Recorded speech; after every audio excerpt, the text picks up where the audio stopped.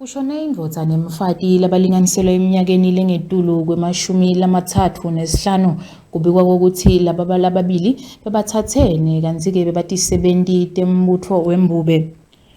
Kubikwa kokuthi le ndvodza libito layo kungu-Francis Dlamini ibenako-ke kuhilitisana nemkayo namuhla yemini ecingweni yase-ke seyiya khona ekhaya.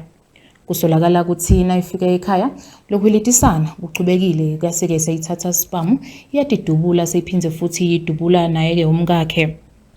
Ngekusho kwalaba batiko laba lababili bavetile ukuthi vele bebanato tinkinga kangangokube kukhona nendzaba lesenkantolo lesachubeka yako-ke kungavani kahle kwabo. Kubikwa ukuthi laba lababili bebane bamvana lababili kanti-ke lokungavani kwabo kathi-ke kwacala. Umsakazo channel eMaswati uhambile-ke wayotibonela khona-ke lapho labahlala khona emntini wabo embolonjeni wafike wakhanza emaphoyisa embube savele yakanekisile khona.